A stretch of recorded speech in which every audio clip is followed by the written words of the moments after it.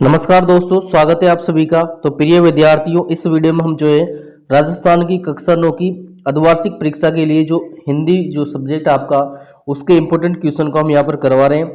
तो देखिए, आपके हिंदी में दो बुक है, एक तो क्षितिज है भाग फर्स्ट और एक है कृतिका भाग फर्स्ट।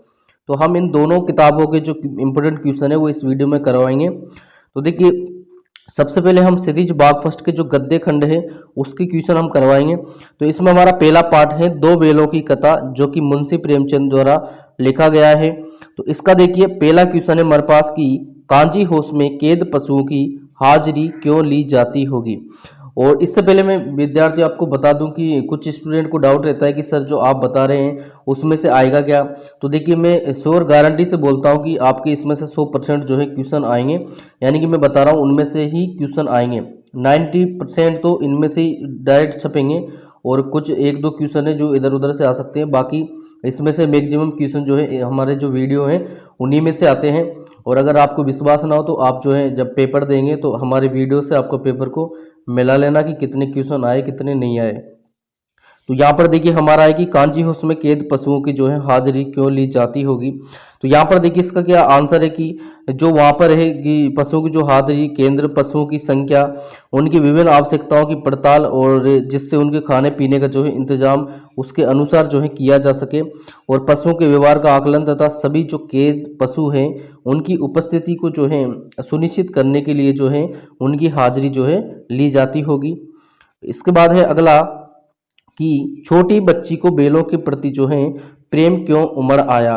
तो ये क्या था कि जो छोटी बच्ची थी उसकी जो है माँ मर चुकी थी और उसकी जो सौतेली माँ थी उसे जो है बहुत मारती थी और उसके साथ व्यवहार भी जो है अच्छा नहीं करती थी, और वह माँ के बिछुड़ने का दर्द जानती थी। इसलिए हीरा मोती की व्यथा देखकर उसके मन में उनके प्रति जो है प्रेम उमड़ आया, क्योंकि उसे लगा वे भी उसी की तरह जो है अभागे हैं। इसके बाद अगला क्वेश्चन है इसी से कि किन घटनाओं से पता चलता है कि हीरा और मोती में जो है गहरी दोस्ती थी। तो देखिए जो है इसमें दो बेलों की जो कथा है उसमें कुछ ऐसी घटनाएं थी जिनसे हीरा और मोती की जो है गहरी दोस्ती का पता चलता है। आप दो तीन घटनाएं, तीन चार घटनाएं लिख सकते हो, उसमें आपको जो है पूरे नंबर मिल जाएंगे। देखिए, एक तो क्या था कि वे एक दूसरे को सूंघ कर और चाट कर जो है अपना प्रेम प्रकट करते थे, और जो है दोनों बैलगाड़ी या हल में जोते जाने पर जो है ज़्यादा से ज़्यादा बोझ स्वयं ढोने का प्रयास करते थे। और उसके बाद जैसे मटर के खेत में दोनों मस्त होकर सींग मिलाकर एक दूसरे को ढेलने लगे, तब हीरा को क्रोधित देखकर मोती ने उसके साथ कठोर व्यवहार किया और दोस्ती को दुश्मनी में जो है नहीं बदलने दिया। इसके बाद और भी है कि जैसे दोनों मित्रों ने सहयोगी रणनीति से जो सांड का मुकाबला कर उसे परास्त किया। और भी है कि मटर के खेत में मोती के पकड़े जाने पर भी हीरा उसके पास आ गया और रण वालों ने उसे भी जो है पकड़ लिया था। और कांजी होश में दीवार गिराने पर जब हीरा की रस्सी नहीं टूटी तो मोती भी जो है अकेले बाहर नहीं गया। यानी कि इस तरह के आचरण से जो है दोनों में गहरी दोस्ती जो है दिखाई दी। इसके बाद जो है हमारा अगला पार्ट है पार्ट 2 लासा की ओर, जो कि राहुल सांकृत्यायन द्वारा लिखा गया है। तो इसमें देखिए, इसमें हमारा पहला क्वेश्चन है कि उस समय के तिब्बत में हथियार का कानून न रहने के कारण यात्रियों को किस प्रकार का जो है भय बना रहता था, यानी कि किस प्रकार का जो डर बना रहता था। तो वहां पर क्या होता था कि लेखक की यात्रा के समय जो है तिब्बत में हथियार का कानून नहीं था, और वहाँ के जो लोग हैं बंदूक पिस्तौल को लाठी की तरह जो है लिए फिरते थे। वहाँ पर अनेक निर्जन स्थान थे जहाँ न पुलिस और न ही खुफिया विभाग का जो है प्रबंध था। यहाँ डाकू किसी को भी आसानी से मार सकते थे, इसलिए यात्रियों को हत्या और लूट मार का जो है भय था। इसके बाद अगला क्वेश्चन है इसी पाठ का कि लेखक लंगकोर के मार्ग में अपने साथियों से किस प्रकार जो है पिछड़ गया था, यानी कि पीछे रह गया था। तो देखिए, इसका क्या कारण था कि उसका एक तो जो है लेखक का घोड़ा जो है मंद गति से यानी कि धीरे धीरे जो है चल रहा था, और जब लेखक उस पर जोर देता तो वह और सुस्त पड़ जाता था, यानी कि लेखक उसको जैसे करता कि तेज चल तो वो और धीरे हो जाता था। और एक दो जगह जो है रास्ते फूट रहे थे, एक जगह दो रास्ते फूट रहे थे। लेखक जो है गलत रास्ते पर 1.5-2 मील चला गया और फिर लौटकर सही रास्ते पर चला, जिससे वो क्या था, पिछड़ गया था। तो ये दो कारण थे जिससे वो पिछड़ गया था। इसके बाद अगला क्वेश्चन है कि जो है अपनी यात्रा के दौरान लेखक को किन कठिनाइयों का जो है सामना करना पड़ा। तो देखिए वहां पर क्या हुआ कि एक तो बीहड़ एवं ऊबड़ खाबड़ रास्तों पर उसे तेज धूप में जो है यात्रा करनी पड़ी और ऐसे निर्जन स्थानों से गुजरना पड़ा जहां डाकू बिना बात पर जो है खून कर देते थे। हथियारों का कानून न होने के कारण भी जो है डाकुओं का भय बना रहता था और उसका जो घोड़ा था वो भी जो है मंद गति से जो है चल रहा था, यानी कि धीरे धीरे चल रहा था, इसलिए वह साथियों से भी जो है पिछड़ गया था और वापस आते समय जो है वह अपना सामान स्वयं पीठ पर लादकर पैदल यात्रा जो है करनी पड़ी थी और उस समय जो है भारतीयों को तिब्बत यात्रा की अनुमति नहीं थी, इसलिए उन्हें भिखमंगे के रूप में जो है यात्रा करनी पड़ी। इसके बाद है अगला पाठ है उपभोक्तावाद की संस्कृति, जो कि श्यामाचरण दुबे द्वारा लिखा गया है। तो इसमें देखिए इसका पहला क्वेश्चन है कि लेखक के अनुसार जीवन में सुख से क्या अभिप्राय है। तो देखिए इसमें है कि लेखक के अनुसार जीवन में सुख का अभिप्राय केवल उपभोग सुख नहीं है, बल्कि अन्य प्रकार के मानसिक, शारीरिक तथा छोटे आराम भी जो है सुख कहलाते हैं। लेकिन आजकल लोग केवल उपभोग सुख को ही जो है सुख कहने लगे हैं। इसके बाद अगला क्वेश्चन है कि आज की उपभोक्तावाद की संस्कृति हमारे दैनिक जीवन को किस प्रकार जो है प्रभावित कर रही है। तो देखिए ये हमारे क्या हो रहा है कि जैसे हम जो है उत्पादों के जो है निरंतर दास बन रहे हैं और जो पिज्जा, बर्गर आदि कूड़ा खाद्य वस्तुओं को जो है अधिक महत्व दिया जा रहा है, यानी कि फास्ट फूड को जो है ज़्यादा महत्व दिया जा रहा है और 5 सितारा संस्कृति से सामान्य व्यक्ति में जो है प्रस्तित्व के नाम पर जो है लालच बढ़ गया है। समाज के वर्गों में भी जो है परस्पर दूरियां बढ़ रही हैं और दिखावे की जो संस्कृति है वो जो है फल फूल रही है और हम अपनी संस्कृतियों की जो है पहचान भी जो है खोते जा रहे हैं और हमारे जो संसाधनों का जो है अपव्यय हो रहा है और मानवीय गुणों एवं मूल्यों का भी जो है पतन हो रहा है। विज्ञापनों के प्रभाव से हम जो है दिग्भ्रमित हो रहे हैं और हम जो है बौद्धिक दासता को भी जो है स्वीकार कर रहे हैं। इस तरह से जो है पाश्चात्य संस्कृति जो है, यानी कि जो उपभोक्तावादी संस्कृति है, हमारे दैनिक जीवन को जो है प्रभावित कर रही है। इसके बाद अगला क्वेश्चन है इसी पाठ का कि लेखक ने उपभोक्ता संस्कृति को हमारे समाज के लिए जो है चुनौती क्यों कहा है। उन्होंने ऐसा कहा है कि जो उपभोक्तावादी संस्कृति है हमारे जीवन की नींव को जो है कमजोर करके मानवीय एकता और प्रेम भाव का जो है ह्रास कर रही है, यानी कि प्रेम भाव की जो है कमी ला रही है और परिणाम स्वरूप यह प्रवृत्ति जो है हमारी संस्कृति के लिए खतरा बन सकती है। इस नई संस्कृति से बचकर अपने परंपरागत नैतिक एवं सामाजिक मानदंडों को अपनाना वर्तमान में जो है कठिन है। आज इसी प्रवृत्ति के कारण हम जो है पश्चिम के सांस्कृतिक उपनिवेश बन रहे हैं, क्योंकि यह भोग को बढ़ावा दे रही है। इसलिए उपभोक्ता संस्कृति जो है हमारे समाज के लिए चुनौती बन गई है। इसके बाद जो है अगला पाठ है सांवले सपनों की याद, जो कि जाबिर हुसैन द्वारा लिखा गया पाठ है। तो इसमें देखिए इसमें हमारा पहला क्वेश्चन है कि किस घटना ने सालिम अली के जीवन की दिशा को जो है बदल दिया और उन्हें जो है पक्षी प्रेमी बना दिया। तो क्या हुआ था कि बचपन में जो सालिम अली की जो है एयरगन से नीली कंठ वाली एक गोरेया जो है घायल होकर गिरी थी, उसी घटना ने उनकी जीवन दिशा को बदल दिया। तब गोरेया आदि पक्षियों की देखभाल, सुरक्षा और खोजबीन में जो है जुट गए। इसके बाद वे पक्षियों की खोज में नए नए स्थानों पर जाते रहे और पक्षी प्रेमी बन गए। इसके बाद है अगला क्वेश्चन कि लॉरेंस की पत्नी फ्रीडा ने ऐसा क्यों कहा होगा कि मेरी छत पर बैठने वाली गोरेया लॉरेंस के बारे में ढेर सारी बातें जानती हैं। तो देखिए ऐसा इसलिए उन्होंने कहा कि डीएच लॉरेंस जो थे प्रकृति प्रेमी कवि थे, वे अपनी छत पर बैठकर गोरेया के साथ जो है काफ़ी समय बिताते थे। इसी कारण लॉरेंस की पत्नी फ्रीडा ने ऐसा कहा होगा कि मेरी छत पर बैठने वाली गोरेया लॉरेंस के बारे में बहुत कुछ जानती हैं। फ्रीडा का आज से जो है लॉरेंस के पक्षी प्रेम को जो है स्पष्ट करना था। इसके बाद जो है अब ये गद्य खंड आपके यहाँ से खत्म हो जाते हैं। इसके बाद आपके काव्य खंड आएंगे, जिसमें पहला पाठ है कबीर का, जो कि इसमें पहला क्वेश्चन है कि कवि ने जो है सच्चे प्रेमी की क्या कसौटी बताई है। तो देखिए कवि ने सच्चे प्रेमी की जो है कसौटी बताई है कि सच्चा प्रेमी मिलने पर मन की सारी मलिनता जो है नष्ट हो जाती है, अर्थात सारे पाप जो हैं धुल जाते हैं। इसके बाद अगला क्वेश्चन है कि इस संसार में सच्चा संत कौन कहलाता है। तो देखिए इस संसार में सच्चा संत जो है वही है जो किसी भी मतवाद और या संप्रदाय से जो है निरपेक्ष होकर, यानी कि अर्थात अलग रहकर ईश्वर की भक्ति में जो है लीन रहता है। इसके बाद अगला क्वेश्चन है कि मनुष्य जो है ईश्वर को कहाँ कहाँ ढूंढता फिरता है। तो देखिए मनुष्य क्या करता है कि ईश्वर को संसार में अनेक स्थानों पर ढूंढता है। जैसे वह कभी देवालयों यानी कि मंदिरों में, मस्जिदों में जाता है, कभी वह तीर्थ स्थलों काबा काशी में जाता है, और कभी वह योग साधना करता है, पूजा पद्धति करता है, कर्म कांड करता है, और विभिन्न उपासनाओं के द्वारा जो है ढूंढता रहता है। इसके अतिरिक्त जो है कुछ लोग वैराग्य अपनाकर यानी कि साधु वगैरह बन जाते हैं, बाबा बन जाते हैं, और सांसारिक तक से मुक्त होकर एकांत साधना से भी जो है ईश्वर को खोजते रहते हैं। इसके बाद है कि कबीर ने ईश्वर प्राप्ति के लिए किन प्रचलित विश्वासों का जो है खंडन किया है। तो देखिए कबीर ने क्या क्या खंडन किया है कि ईश्वर जो है देवालय एवं मंदिरों में मिलता है, और ईश्वर जो है मस्जिद में उपासना करने से मिलता है, तीर्थ स्थल कावा में अथवा कैलाश की यात्रा करने से ईश्वर मिलता है, और कर्म कांड तथा विभिन्न उपासना पद्धतियों को अपनाने से जो है ईश्वर प्राप्ति होती है, योग साधना करने तथा वैराग्य धारण करने से ईश्वर मिलता है। तो इन सभी जो है निम्न विश्वासों को जो है खंडन किया है, यानी कि उन्होंने इनके बारे में मना किया है कि ऐसा करने से ईश्वर नहीं मिलते हैं। इसके बाद अगला है इसी का, कबीर ने ईश्वर को सब श्वासों की सांस में क्यों कहा है।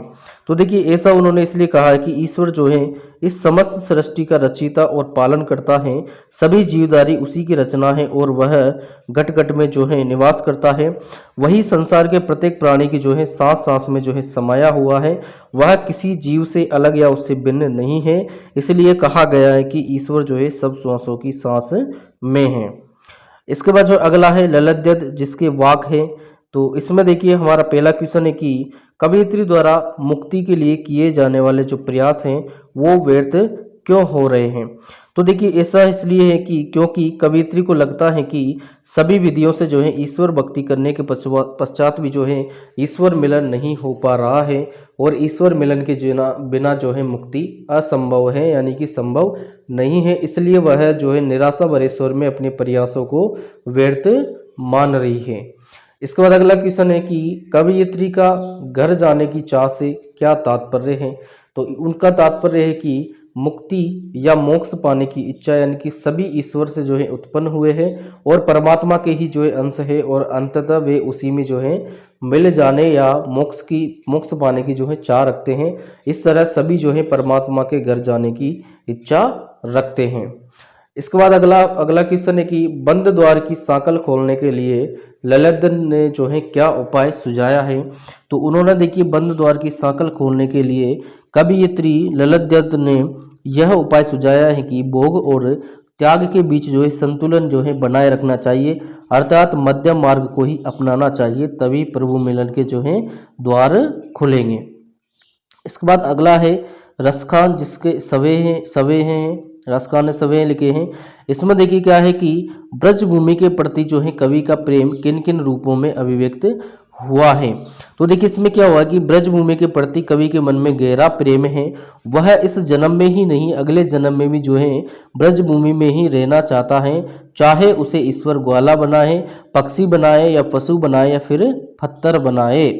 वह इन सब रूपों के माध्यम से जो है श्री कृष्ण और उनकी प्रिय वस्तुओं का ही जो है सामीप्य पाना चाहता है। तो इस तरह से जो है ब्रज भूमि के प्रति जो है कवि ने प्रेम जो है व्यक्त किया है। इसके बाद अगला है कि कवि का ब्रज के वन, बाग और तालाब को निहारने के पीछे जो है क्या कारण है।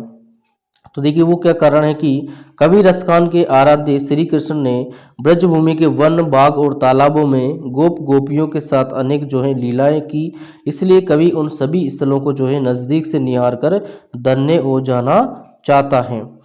इसके बाद अगला क्वेश्चन है कि एक लकुटी और कामरिया पर कवि सब कुछ न्योछावर क्यों करने को तैयार हैं। तो देखिए कवि के जो आराध्य हैं वो कृष्ण हैं, इसलिए कवि अपने आराध्य की प्रत्येक प्रिय चीज पर जो है सर्वस्व न्योछावर करना चाहता है, और यही कारण है कि वह श्री कृष्ण की लाठी और कम्बल के लिए भी अपना सर्वस्व न्योछावर करने को जो है तैयार है। और इसका लास्ट है कि सखी ने गोपी से कृष्ण का कैसा रूप धारण करने के लिए आग्रह किया था, अपने शब्दों में वर्णन कीजिए। तो देखिए सखी ने जो है गोपी से कृष्ण का वैसा रूप धारण करने के लिए आग्रह किया जिसमें सिर पर जो है मोर पंखों का मुकुट हो, और गले में जो है घुंघुचू की माला धारण कर रखी हो, शरीर पर जो है पीला वस्त्र हो, तथा हाथ में जो है लाठी लेकर ग्वाल बालों के साथ वन में गायों के पीछे चल रहे हो, अर्थात रसिक स्वरूप लीलाधारी ग्वाल रूप धारण करने का आग्रह किया था। इसके बाद अगला है माखनलाल चतुर्वेदी, केदी और कोकिला। तो इसमें पहला क्वेश्चन इसका कि कोयल की कूक सुनकर कवि की क्या प्रतिक्रिया थी। देखिए कोयल की जो करुण कूक से जो है कवि सोचता है कि कोयल हमारी यातनाओं को देखकर रो रही है या फिर अंग्रेज शासन के खिलाफ जो है क्रांति की लो जगाए रखने का संदेश दे रही है। इसके बाद अगला क्वेश्चन है कि कवि ने कोकिल के बोलने के किन कारणों की जो है संभावना जताई है। तो देखिए कवि ने सोचा कि कोयल जो है कैदियों के मन में स्वतंत्रता की भावना जगाने आई है या कवि को मिल रही यातनाओं के प्रति जो है सहानुभूति जताने के लिए आई है या वह अपनी कूक के माध्यम से जो है स्वतंत्रता सेनानियों के लिए किसी का संदेश दे रही है या उसने सारे देश में क्रांति रूपी दावानल की जो है ज्वालाएं देख ली हैं या वह जो है रणभेरी बजाने तथा विद्रोह के बीज बोने के लिए जो है आह्वान कर रही है। इसके बाद अगला क्वेश्चन है कि किस शासन की तुलना तम के प्रभाव से की गई और क्यों। तो देखिए जो तत्कालीन ब्रिटिश शासन की तुलना जो है तम के प्रभाव से की गई है क्योंकि वे क्रांतिकारियों को जो है जेल की काली दीवारों के भीतर कैद कर रहे थे। वे उन्हें तरह तरह की जो है यातनाएं देते थे और उनके साथ जो है कोल्हू के बेल की तरह दुर्व्यवहार करते थे। इसके बाद अगला है सुमित्रा नंदन पंत जिन्होंने ग्राम श्री लिखा है और इसमें है देखिए कवि ने गांव को हरता जनमन क्यों कहा है। तो देखिए इसलिए उन्होंने कहा है क्योंकि गांव का जो प्राकृतिक वातावरण होता है वो अत्यंत मनोरम है और खेत पर जो है चमकीली धूप पड़ रही है और नाना प्रकार की यानी कि अनेक प्रकार की फसलों और खिले हुए फूलों पर जो है रंग बिरंगी उड़ती हुई तितलियां मन को मोह लेती हैं। वहां पर अनेक प्रकार की जो है सब्जियां होती हैं और गंगा के तट पर तरबूजों की खेती होती है, पक्षी जो है विहार करते हैं। ये सभी दृश्य जो है मन को आकर्षित करते हैं। इसके बाद अगला क्वेश्चन है कि गांव को मरकत डिब्बे सा खुला क्यों कहा गया है।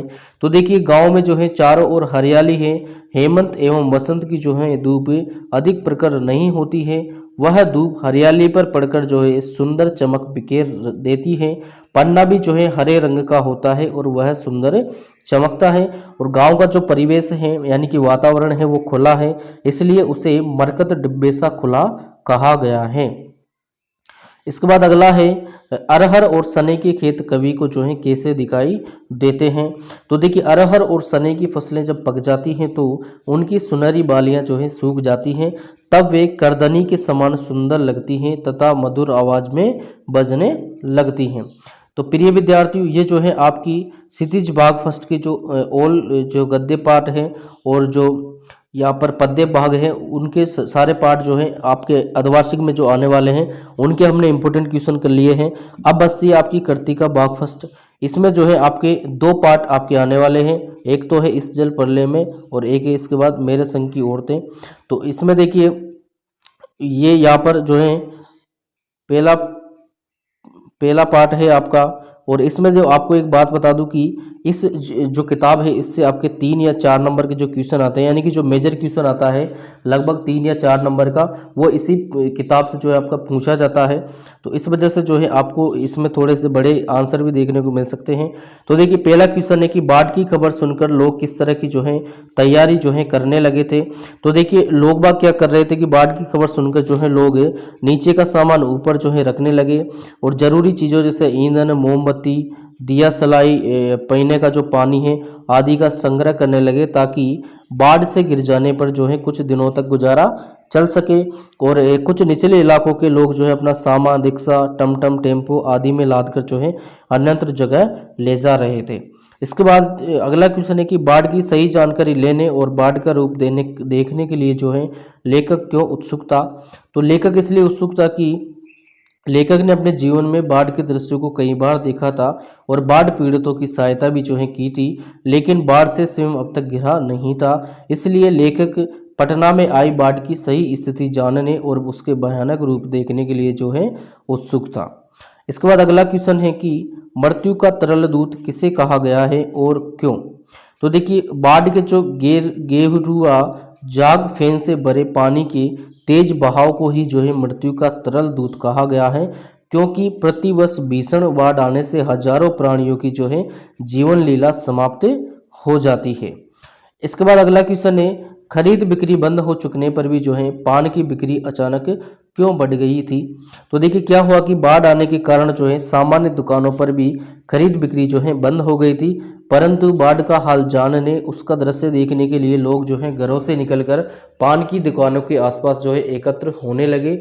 वहां पर वे जो है पान खाने के साथ ही बाढ़ की भीषणता पर भी चर्चा करते थे। इसी कारण जो है पान की बिक्री अचानक बढ़ गई थी। इसके बाद अगला क्वेश्चन है कि जब लेखक को एहसास हुआ कि उसके इलाके में जो है पानी घुस गया है या घुसने की संभावना है, तो उसने क्या क्या प्रबंध किए। तो देखिए उन्होंने क्या किया कि घुसाने की संभावना से लेखक ने गृह स्वामिनी से पूछकर गैस, कोयला, तेल आदि के साथ आलू, मोमबत्ती, दिया सलाई, पीने का जो पानी है तथा कंपोज की गोलियों का इंतजाम किया। इनके साथ ही उसने जो है बाढ़ आने पर छत पर जाने का भी प्रबंध सुनिश्चित किया। तब वह बाढ़ का दृश्य देखने के लिए जो है उत्सुक हो गया। और इसके बाद आपका दूसरा पार्ट है मेरे संग की औरतें, जो कि मृदुला गर्ग द्वारा लिखा गया है। इसमें से हमने दो ही जो है मोस्ट इंपोर्टेंट क्वेश्चन लिए हैं और ये दो ही जो है आपके एग्जाम में आते हैं। पहला है कि लेखिका ने अपनी नानी को कभी भी नहीं देखा, फिर भी उनके व्यक्तित्व से वो क्यों प्रभावित थी। तो ऐसा इसलिए था कि उन्होंने नहीं देखा था, फिर भी जो है उनके बारे में सुना था कि वे अनपढ़ थी, लेकिन उनके मन में जो है देशभक्ति की भावना भरी हुई थी। और इसी कारण उन्होंने अपने जीवन के अंतिम दिनों में अपने पति के मित्र क्रांतिकारी प्यारे लाल शर्मा को बुलवाकर उनसे अपनी इच्छा प्रकट की कि वह हमारी बेटी की जो शादी है किसी देशभक्त क्रांतिकारी से जो है करवाएं और अंग्रेजों के किसी भक्त से नहीं। उनकी इस भावना में जो है देश की आज़ादी का पवित्र भाव था और जीवन भर पर्दे में रहकर अपनी बेटी की शादी के लिए पर पुरुष से बात करने की जो है हिम्मत दिखाई। इससे उनके साहसी और व्यक्तित्व और मन में जो है समाई स्वतंत्रता की भावना का जो है सहज पता चलता है। लेखिका उनके इसी गुणों से जो है प्रभावित थी। अगला लास्ट क्वेश्चन है इसका कि लेखिका की नानी की आज़ादी के आंदोलन में जो है किस प्रकार जो है भागीदारी रही। तो इसको आप कर लेना, ये इम्पोर्टेंट क्वेश्चन है। तो इस तरह से प्रिय विद्यार्थियों, ये आपकी क्लास 9th के जो हिंदी के ऑल इम्पोर्टेंट क्वेश्चन हैं वो हमने यहाँ पर करवाए हैं और इसमें से ही जो है आपको मैक्सिमम क्वेश्चन आपके पेपर में मिलने वाले हैं। तो इस वजह से जो है आप इनको जरूर करके जाएं। हाँ, आप इनके अलावा भी पढ़ सकते हो अगर आपको विश्वास नहीं है तो, लेकिन कम से कम आप इनको जरूर पढ़ के जाएं। और आप क्लास 9 के विद्यार्थी हैं और आपने हमारा चैनल अभी तक सब्सक्राइब नहीं किया है तो चैनल को भी सब्सक्राइब कर लें, क्योंकि इस चैनल पर जो है आपके लिए भी अर्धवार्षिक और वार्षिक परीक्षा में जो है पूरी हेल्प की जाएगी।